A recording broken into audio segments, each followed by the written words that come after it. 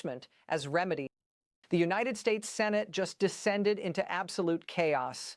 A total of 18 Republican senators joined all 51 Democrats this morning to advance articles of impeachment against Donald Trump, marking the first time in American history that a president faces impeachment proceedings led by members of his own party while still in office. And this isn't symbolic protest or political posturing. This is a bipartisan coalition forming around allegations so serious that senators who built their careers defending Trump are now calling for his removal, triggered by revelations from a classified intelligence briefing that even Trump's closest allies describe as devastating. When the Senate Majority Whip breaks ranks to co-sponsor impeachment articles alongside the opposing party, you know the political foundation supporting this president just collapsed. Hit that subscribe button right now because you won't want to miss any of the videos I release. So what triggered this unprecedented Republican revolt? According to multiple senators who attended a classified briefing on January 20th, intelligence officials presented evidence that Trump personally authorized the sharing of highly classified signals intelligence with a foreign adversary in exchange for personal business concessions, conduct that senators from both parties characterized as an unmistakable betrayal of oath and country. Sources familiar with the briefing say the evidence includes intercepted communications, financial records, and testimony from national security officials who witnessed the exchanges. This isn't just another impeachment driven by partisan differences or policy disputes. Constitutional scholars are calling this the most serious threat to a sitting presidency since Watergate. And believe me, when Republican senators who voted to acquit Trump in 2 previous impeachments now lead the charge for his removal, something catastrophic has fractured the party beyond repair. Here's the full picture of what's been unfolding. Tensions have been building since early January when the Senate Intelligence Committee, led by Chairman Mark Warner and Vice Chairman Marco Rubio, began investigating unauthorized disclosures of classified information. But everything exploded on January 20th when the full Senate received a mandatory classified briefing about what intelligence officials described as grave and immediate threats to national security stemming from executive branch actions. The briefing, conducted in the Senate's secure facility by Director of National Intelligence Avril Haines and NSA Director Timothy Hoff, lasted 4 hours and left senators from both parties visibly shaken. According to senators who spoke to reporters immediately afterward, the briefing detailed a pattern of conduct spanning 6 months where Trump allegedly provided classified signals intelligence about U.S. capabilities in the South China Sea to representatives of a foreign government in exchange for approval of Trump Organization development projects worth an estimated $2 billion. The intelligence presented reportedly included decrypted communications between Trump and foreign officials, financial transfers tracked by Treasury Department investigators, and sworn testimony from 4 separate national security officials who reported the conduct through proper whistleblower channels. What makes this particularly explosive is the nature of the intelligence allegedly shared. According to Senator Angus King, who chairs the Intelligence Committee's Cybersecurity Subcommittee, the classified information Trump allegedly disclosed compromises ongoing military operations, reveals intelligence collection methods that took decades to develop, and exposes human sources whose lives are now in jeopardy. This wasn't about political disagreements over foreign policy or even questionable judgment. This was about allegations that the President of the United States traded national security secrets for personal financial gain.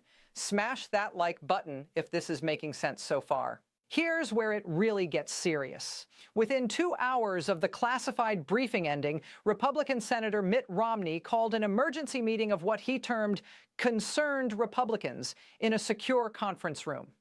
According to staffers who were present in the hallway, 17 Republican senators attended that meeting, including Senate Majority Whip John Thune, Senate Judiciary Chair Lindsey Graham, Senator Marco Rubio, Senator Lisa Murkowski, Senator Susan Collins, Senator Bill Cassidy, and Senator Todd Young.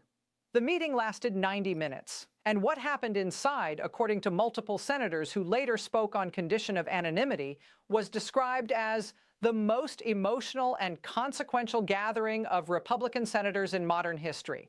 Senator Romney began the meeting by stating plainly, according to sources who recounted his remarks, "We have just seen evidence that the President of the United States has betrayed his oath of office for personal profit. If we do not act, we make ourselves complicit in that betrayal. History will judge us by what we do in the next 48 hours. The room fell silent. Senator Lindsey Graham, who has been one of Trump's most consistent defenders, reportedly stood and said, his voice breaking according to witnesses, "Mitt is right. I've defended this president through everything. I've explained away conduct that made me uncomfortable because I believed he was pursuing legitimate policy goals." But what we saw in that briefing room, that's not politics. That's not policy disagreement. That's treason by any reasonable definition of the term. According to senators present, Graham's statement changed the tenor of the room immediately. Senator Marco Rubio, sitting on the Intelligence Committee and having access to even more detailed information, reportedly added, "The intelligence is irrefutable. There are intercepts. There are financial records. There are witnesses who will testify. If we don't impeach for this, we're saying there's nothing a president can't do." Drop a comment right now if you saw this coming. I read every single one. Now things get absolutely explosive. By 8 p.m. that evening, the group of Republican senators had drafted articles of impeachment, an extraordinary step given that impeachment traditionally originates in the House. But according to Senator Romney, who later explained the decision in a press conference, the House is controlled by Republicans who have shown they will not hold this president accountable. The Senate has a constitutional duty to act when we have direct knowledge of high crimes. We are fulfilling that duty. The articles of impeachment released to the public at midnight on January 21st contain two charges. Article 1 alleges betrayal of national security for personal gain, specifically charging that Trump did knowingly and willfully disclose classified intelligence regarding United States military capabilities and operations to representatives of a foreign power in exchange for business concessions benefiting Trump Organization entities. Article 2 alleges obstruction of congressional oversight, charging that Trump did direct executive branch officials to withhold information from Congress regarding the aforementioned disclosures and did instruct witnesses to refuse congressional subpoenas. But the truly devastating part of the impeachment articles is what's included in the supporting documentation. The articles reference classified Annex A, a sealed document that contains specific evidence available only to senators with appropriate clearances. However, the public portions of the articles quote extensively from declassified portions of intelligence reports. One paragraph states, on August 12, 2024, during a meeting at the president's private club, intercepted communications reveal the president disclosed to foreign official name redacted the precise capabilities and locations of specific intelligence collection system redacted, information classified at the top secret SCI level in exchange for foreign government approval of Trump Organization Development Project, name redacted.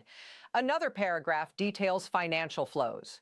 On August 15, 2024, 3 days after the aforementioned disclosure, wire transfers totaling $847 million were initiated from entities controlled by foreign government redacted to accounts associated with Trump Organization projects, transfers that Treasury Department investigators have concluded represent quid pro quo payments. This move sent shockwaves through Washington and the nation. When Republican senators draft impeachment articles against a Republican president using classified intelligence as evidence, and when those articles include specific dates, dollar amounts, and descriptions of classified materials allegedly shared, the political calculation has completely shifted. This isn't the first time Trump has faced impeachment, but the circumstances are fundamentally different. During the first impeachment over Ukraine, House Democrats led proceedings. Senate Republicans dismissed charges as partisan. Only Romney voted to convict. The party held together. Then came the second impeachment after January 6th. 7 Republican senators voted to convict, the most bipartisan vote in history, but nowhere near the 2/3 needed. Most Republicans argued the conduct didn't meet the constitutional standard. Subscribe immediately if you haven't yet. This content doesn't exist anywhere else. Now it's completely different. This impeachment is led by Republican senators themselves. The allegations involve concrete intelligence evidence, not disputed testimony. The charges include sharing classified information for personal financial gain.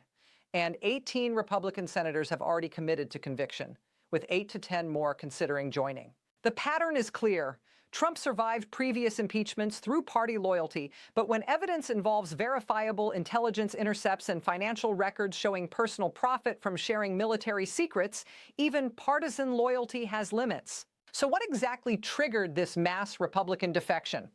According to senators who have spoken publicly and intelligence officials familiar with the briefing materials, 3 specific pieces of evidence proved dispositive. First, intercepted communications between Trump and foreign officials. The NSA presented senators with decrypted transcripts of phone calls and encrypted messaging apps where Trump allegedly discussed classified information. According to Senator Angus King, who described the intercepts in general terms without revealing classified details, there are communications where the president explicitly states he is sharing information that he acknowledges is classified, and where he explicitly connects that sharing to business deals he wants approved. The intercepts reportedly include Trump using specific code words for classified programs, demonstrating he knew exactly what he was sharing. Second, financial records showing quid pro quo payments. Treasury Department financial intelligence investigators traced wire transfers totaling $2.3 billion between foreign entities and Trump Organization accounts or projects over a 6-month period. According to Senator Elizabeth Warren, who sits on the Banking Committee, the pattern is unmistakable. Classified disclosure happens. Within days, massive financial transfers occur. This pattern repeats across multiple incidents. The Treasury investigation reportedly identified 11 separate instances where this pattern occurred. Here's the absolute kicker. The third piece of evidence involves testimony from national security officials who witnessed the conduct and reported it through proper whistleblower channels. 4 separate officials, including 2 military officers, 1 NSA analyst, and 1 White House national security staffer, filed protected disclosures describing instances where Trump discussed sharing or actually shared classified information in context they recognized as potentially connected to business interests. One whistleblower report, portions of which were declassified and included in the impeachment articles, describes a September 2024 meeting where Trump allegedly told advisors, "They want to know about our satellite capabilities. I'll tell them what they want to know if they approve the Jakarta project."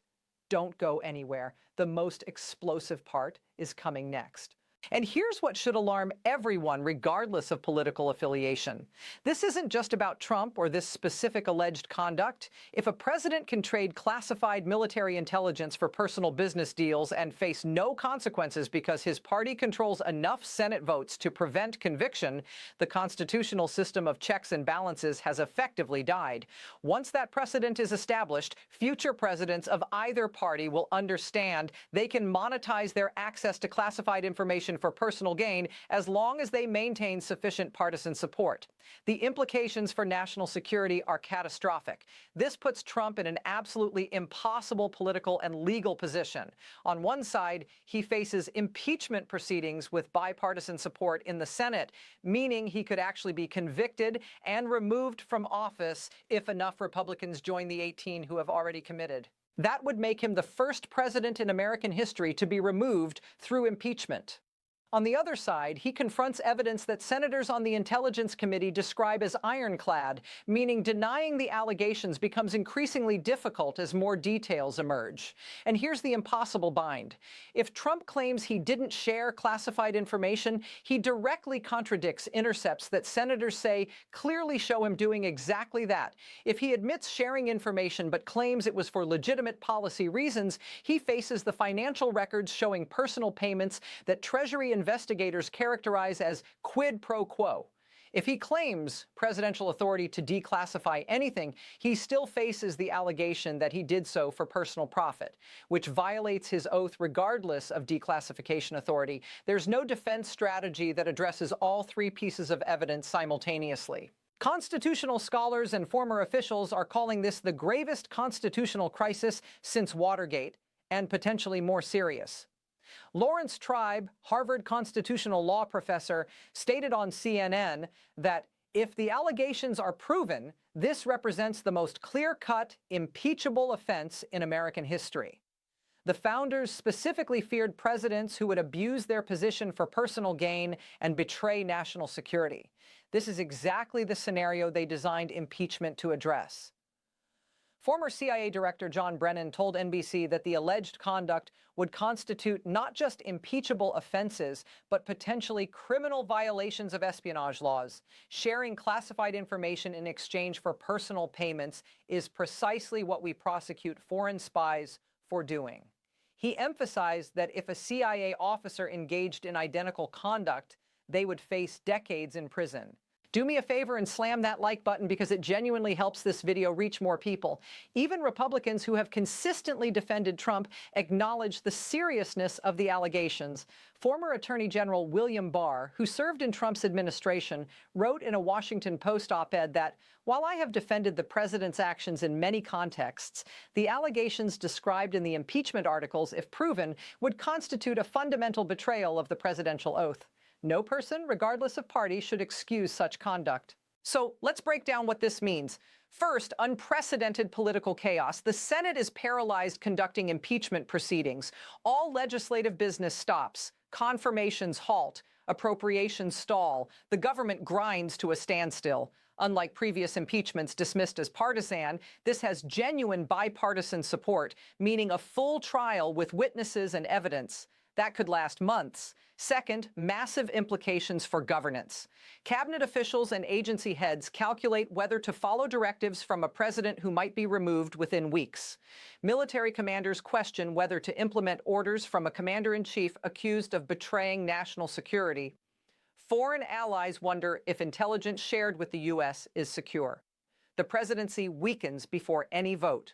Finally, institutional implications fundamentally alter how the presidency functions. If Trump is convicted and removed, it establishes the Senate can and will remove presidents who betray their oaths, regardless of party. Future presidents will understand some conduct is so egregious that partisan loyalty won't protect them. Drop a comment below with your thoughts. I'm genuinely curious to see your perspective. But beyond immediate political fallout, this represents a test of whether the constitutional system can still function as designed. The founders created impeachment as remedy for exactly this conduct: a president abusing office for personal gain and threatening national security. If the system works, Trump faces conviction and removal, establishing no president is above the law. If the system fails, if partisan loyalty prevails despite overwhelming evidence, it demonstrates impeachment is dead and presidents can engage in virtually any conduct without consequence. This scenario is causing absolute pandemonium within the Senate and throughout Washington. Reports indicate the Senate has been in nearly continuous session since the impeachment articles were introduced, with both parties holding emergency caucus meetings attempting to manage their members. Republican leadership faces an impossible situation: pressure Trump loyalists to consider conviction while preventing moderates from defecting in numbers sufficient to remove the president. Democratic leadership must manage expectations while ensuring their caucus remains unified. Meanwhile, the White House is in crisis mode. Trump has reportedly been meeting with lawyers around the clock, attempting to develop a legal and political strategy.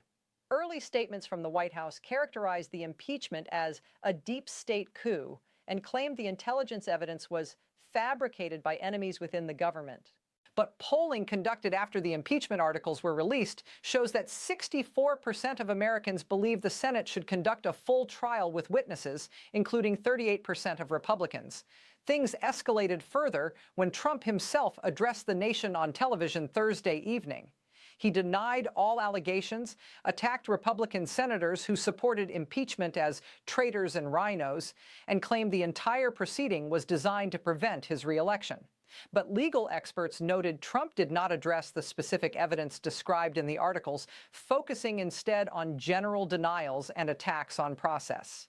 Stay with me because what comes next will completely change your understanding of where this leads. Here's what makes Trump's position so precarious and his response so legally dangerous. By attacking the Republican senators who introduced the impeachment articles, Trump is alienating the very people whose votes he needs to avoid conviction. Senate rules require a two-thirds vote for conviction, meaning 67 senators. With all 51 Democrats likely to vote for conviction and 18 Republicans already committed, Trump needs to prevent 16 additional Republican defections. But by calling those 18 senators traitors and threatening them with primary challenges, Trump gives other wavering Republicans cover to vote for conviction by framing it as standing up to a president who attacks his own party. Political analysts immediately identified this strategic disaster.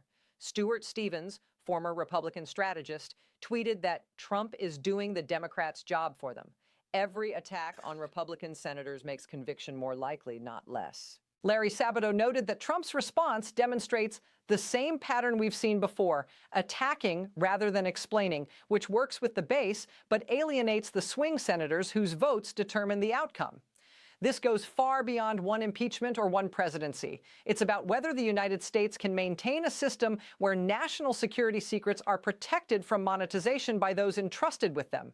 If a president can share classified military intelligence for personal profit without facing removal, then every future president understands that as long as they maintain partisan support, they can treat classified information as a personal asset. That's not just dangerous. It's a complete breakdown of the system that has protected American security for 75 years. If this blows your mind, hit that like button right now. Here's the current situation. 18 Republican senators have joined Democrats in advancing impeachment articles against Trump based on evidence of sharing classified intelligence for personal gain. The Senate must now conduct a full trial. Trump faces genuine risk of conviction and removal if more Republicans join the coalition, and the entire constitutional system faces a test of whether impeachment can function as designed when evidence of presidential misconduct is overwhelming. This isn't political theater or partisan warfare. This is the closest America has come to removing a sitting president through the constitutional process since Nixon resigned rather than face certain conviction. When senators from the president's own party lead impeachment proceedings citing ironclad intelligence evidence, when articles of impeachment include specific financial transactions and intercepted communications, when even former officials who served the president acknowledge the allegations are serious enough to warrant removal, the system is being tested in ways it hasn't been since the founding. Keep an extremely close eye on this story because the Senate trial will determine not just Trump's fate, but the future of presidential accountability. The trial is expected to begin within 2 weeks, with Chief Justice presiding as required by the Constitution. Prosecutors will present the classified evidence in closed session, allowing all senators to review materials they couldn't see publicly. Witnesses will testify, including potentially the intelligence officials who briefed the Senate and the whistleblowers who reported the conduct. Trump's defense team will present their case, though legal experts note the challenges of defending against intercepted communications and financial records. And at the end of what could be a months-long trial, 100 senators will vote on whether to convict and remove a sitting president. Before we go any further, smash that subscribe button so you never miss content like this, because this constitutional crisis is unfolding in real time and represents the most serious threat to a presidency in modern American history. Here's where things stand right now. The United States Senate, for the first time in history, is controlled by a bipartisan coalition seeking to remove a sitting president from their own party. The evidence they cite includes intercepted communications, financial records, and whistleblower testimony that senators from both parties describe as overwhelming. Trump's political survival depends on preventing additional Republican defections, but his strategy of attacking those who broke ranks appears to be accelerating rather than preventing defection. This isn't just another impeachment that ends in acquittal along party lines. This is a genuine test of whether the constitutional system can remove a president who allegedly betrayed his oath for personal profit. What happens in the coming weeks will determine whether presidential misconduct has meaningful consequences or whether partisan loyalty trumps all other considerations. The articles have been filed. The trial will proceed, and the nation watches to see if the constitutional system designed to prevent exactly this type of conduct will function as the founders intended. The stakes have never been higher for the presidency as an institution. The evidence has never been more concrete, and the constitutional crisis has never been more immediate. Pause for a second and hit that like button if you're finding value in this coverage. The United States Senate just descended into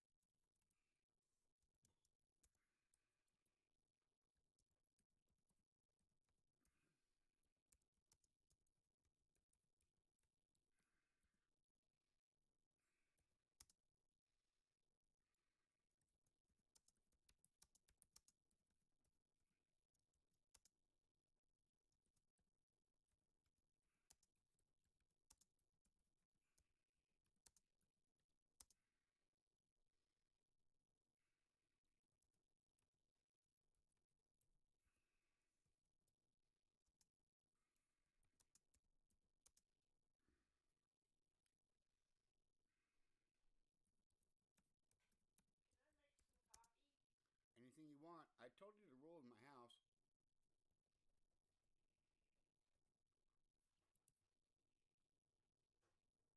I'm not going to change those rules. They're good rules.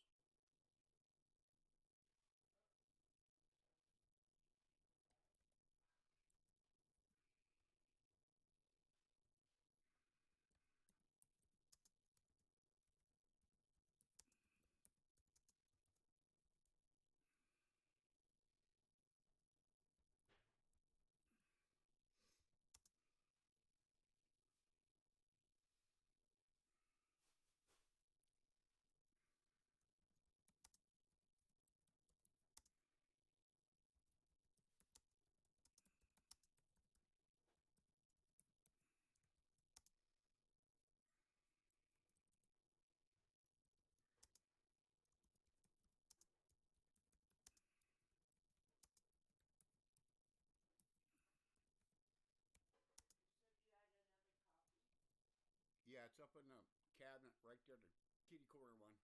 The one that's got the rice in it. It's in that one. The catty corner one.